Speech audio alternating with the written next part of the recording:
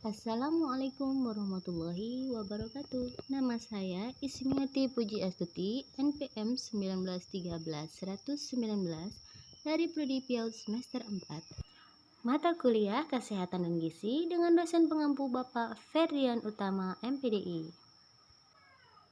Nah, di sini saya akan menjelaskan tentang kesehatan dan gizi. Kesehatan dan gizi adalah suatu proses organisme menggunakan makanan yang dikonsumsi secara normal. Normal ya, artinya tidak berlebihan, tidak kekurangan, dan melalui proses digesti, absorpsi, transportasi, dan penyimpanan. Arti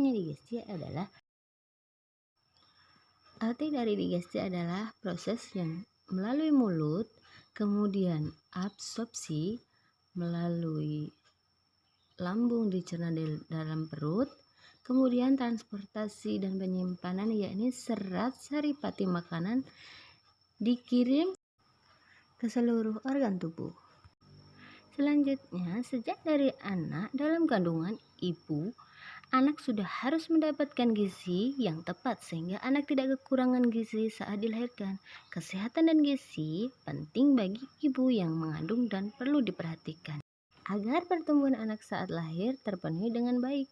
Kemudian, anak usia 1-3 tahun anak sudah mulai belajar mengenal makanan dengan cara mencoba makanan yang lebih lunak, tapi tidak pedas dan tidak menimbulkan alergi. Kemudian untuk usia 4-6 tahun kebutuhan nutrien anak relatif berkurang sebab anak sudah mulai memilih makanan sendiri, dan untuk itu sebagai orang tua harus lebih kreatif memberikan makanannya dan di usia tersebut anak sudah wajib dikenakan tentang pentingnya gizi dan apa saja itu gizi. Dan bagi anak yang alergi dengan makanan harus diberikan makanan pengganti untuk memenuhi kebutuhan nutrisinya. Nah, jadi stimulasi dini perlu dilakukan sejak dalam kandungan dan menyenangkan dan sejak dalam kandungan. Zat gizi yang diperlukan tubuh baik kualitas maupun kuantitasnya antara lain yakni makanan yang mengandung zat tenaga, pembangun, dan zat pengatur. Makanan sumber zat tenaga antara lain beras, jagung, gandum, ubi kayu, ubi jalar, kentang, sagu, roti, dan mie. Makanan sumber zat pembangun berasal dari bahan makanan nabati antara tempe, kacang-kacangan, tahu. Sedangkan yang berasal dari hewan ada telur, ikan, ayam, daging, susu, serta hasil olahan seperti keju. Makanan sumber zat pengatur adalah semua sayur-sayuran, buah-buahan, dan makanan yang mengandung berbagai vitamin dan mineral. Untuk kemudian penilaian status gizi secara klinis. Status gizi dan pemeriksaan klinis. Status gizi adalah ekspresi dari keadaan tubuh akibat konsumsi makanan atau ukuran keberhasilan dalam pemenuhan nutrisi. Pemeriksaan klinis adalah sebuah proses dari seseorang ahli medis yang memeriksa tubuh pasien untuk menentukan tanda klinis penyakit secara sistematis, mulai dari bagian kepala dan terakhir pada bagian anggota gerak.